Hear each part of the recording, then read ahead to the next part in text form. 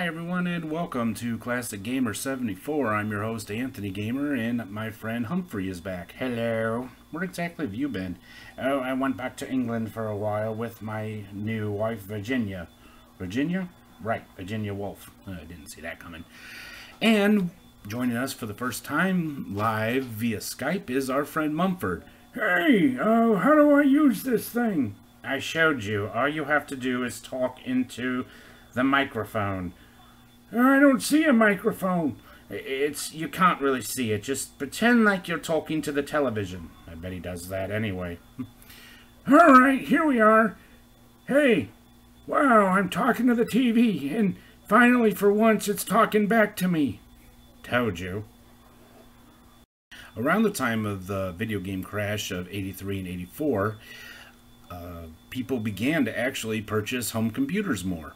Yes, of course, because of the fact that even though there were some really good educational games for all of the home video game consoles at the time, like, the Atari 2600, Intellivision, right, and ColecoVision, right. I mean, we did go over some of the really cool educational and, as you put it, brain-exercising games. However, there actually were some really good ones for the Intellivision and ColecoVision. Are we going to do an episode about those? Oh, yeah, we will eventually. Oh, okay. Anyway, so because of the fact that parents found it to be a much better idea to purchase a computer, because of the fact that, even though there were games for computer, there also were several learning games, and it was pretty much an educational tool. Right. So therefore, parents were more likely to purchase a computer than a video game console at that time. And this, of course, was nothing new. A company by the name of the Minnesota Educational Computer Corporation, exactly, had been making some computer games and educational products for many years. Exactly. At that point in time, many of these programs that were made by this company were exclusive to schools and educators. They weren't exactly available to the general public. As time went on, though, several of these games did become available and have found their way into many homes. Even though the company has been gone for quite a while, the legacy of the games and programs that they made do live on.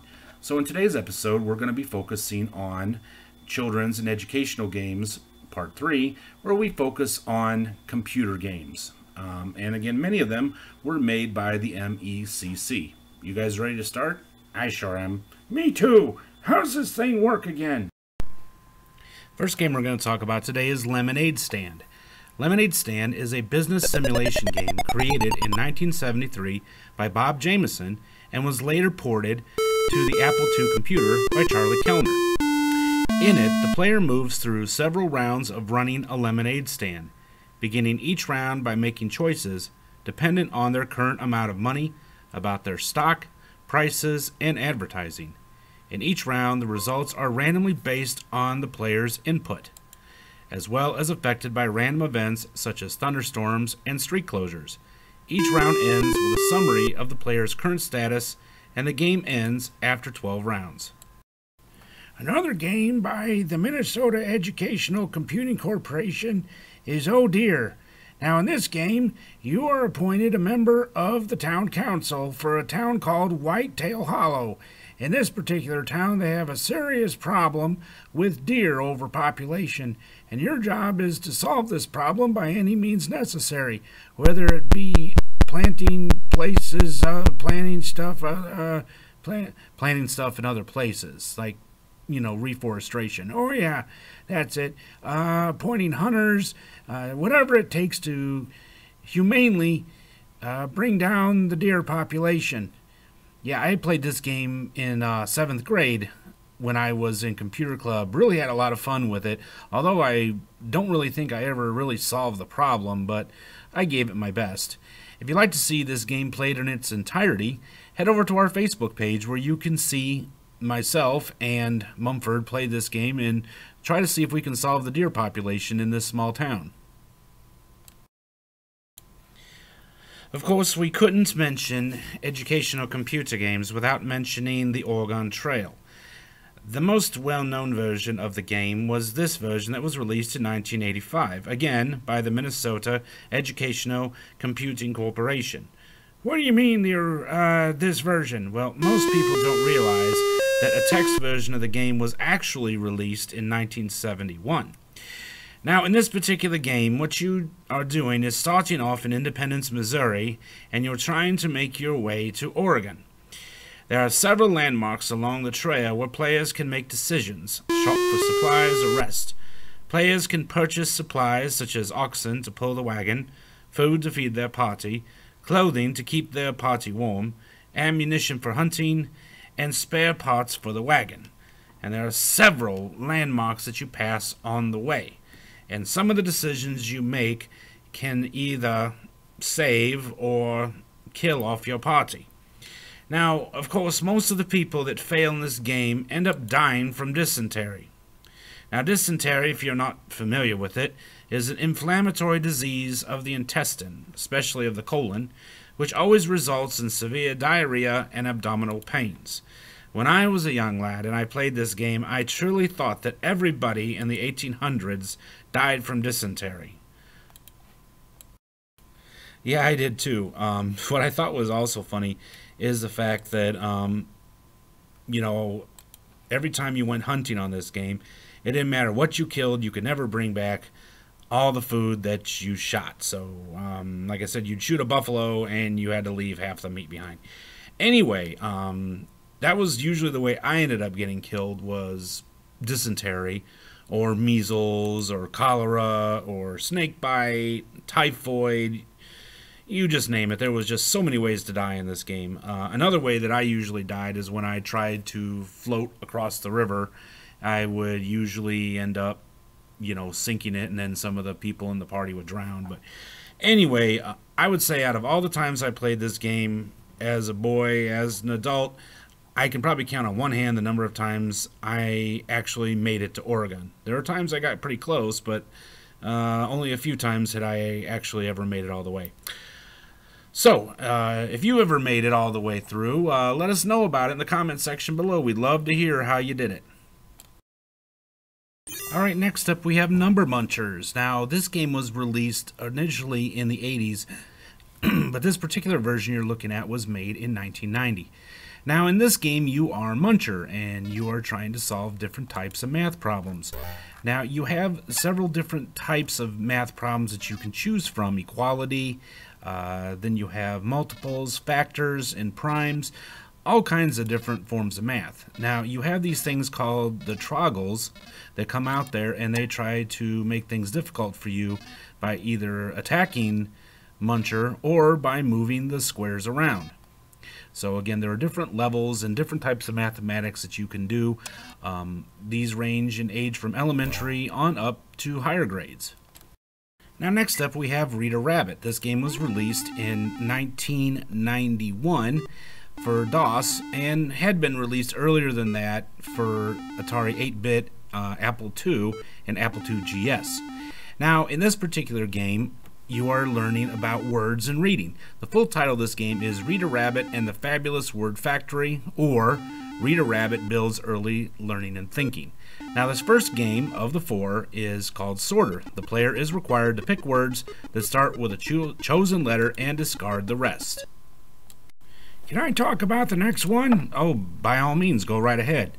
Oh, thank you very much. Now, the next Rita Rabbit game is called Labeler. Out of a number of mixed-up letters, the player must use those letters to spell words that match 3 objects on the screen. Boy, I wish I'd had this back in the day when I was young.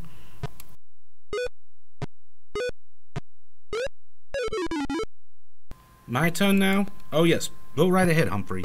Alright, the next one is called Word Train. The player needs to select a word that slightly differs from the first. Now, the fourth and the last Rita Rabbit game is called Matchup Games. The player must match picture cards with corresponding word cards.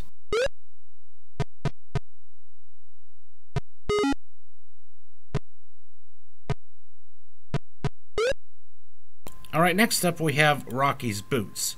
Now, this was an educational logic puzzle game by Warren Robinett and Leslie Grimm, published by the Learning Company in 1982. and it was released for the Apple II, Commodore 64, and the IBM PC. It won Software of the Year awards from Learning Magazine in 1983, Parents' Choice Magazine in 1983, and InfoWorld Magazine 1982 runner-up, and received the Gold Award for selling 100,000 copies from the Software Publishers Association. It was one of the first educational software products for personal computers to successfully use an interactive graphical simulation as a learning environment. Now, correct me if I'm wrong, but didn't your father love this game a lot? Oh, definitely. I mean, my father was a master electrician, and this game taught you all about electrical type things like switches, batteries, all kinds of cool stuff. Definitely a game that really teaches you about electricity and science in a very fun and interactive way. And the next game is one of my personal favorites. This is The Incredible Machine, or abbreviated as TIM. This is a video game that was designed and coded by Kevin Ryan and Jeff Tunnell. This particular version was released in 1993 by Dynamix, which was under the umbrella of Sierra. The general goal of this game is to create a series of Rube Goldberg devices, arrange a given collection of objects in a needlessly complex fashion so as to perform some simple tasks, such as put the ball in a box, start a mixer, and turn on a fan. Available objects ranged from simple ropes and pulleys to electrical generators, bowling balls, and even cats and mice to humans, most of which had specific interactions with or reactions to other objects. For example, mice will run towards nearby cheese. The levels usually have some fixed objects that cannot be moved by the player, and so the only way to solve the puzzle is to carefully arrange the given objects around the fixed items. There is also a freeform option that allows the player to play with the objects with no set goal, or to build their own puzzles with goals for other players to attempt to solve. Now, this particular version of the game that I'm showing you right here had 80 levels, and there was an actual reboot or extended version of the game called The Even More Incredible Machine that had 160 levels.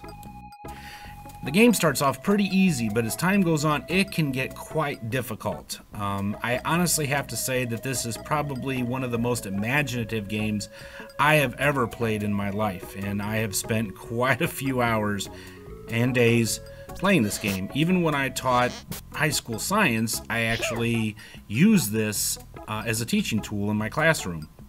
If you'd like to see Humphrey and I go through all the training levels, head over to our Facebook page and you can take a look at this extremely entertaining but yet very complex computer game. And our final game for today is Little Computer People. This was a life simulation game released in 1985 by Activision, and it was released for the Commodore 64, which is the version you're seeing here, the Atari ST, and Apple II.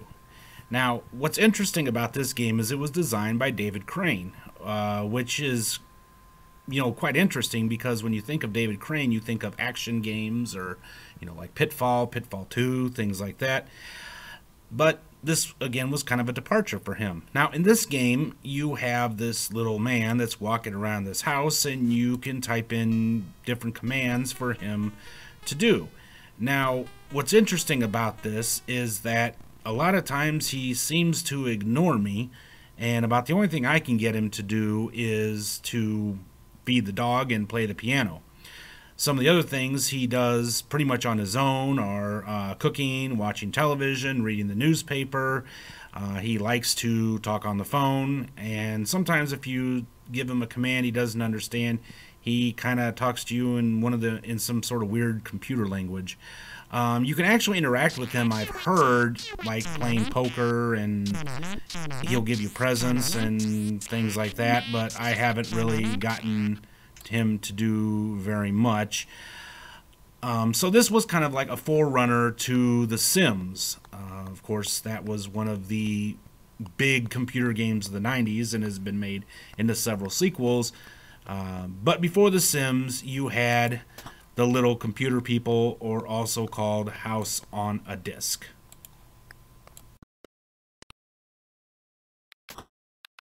Well, that brings us to the end of today's episode of Classic Gamer 74. I hope you all enjoyed it.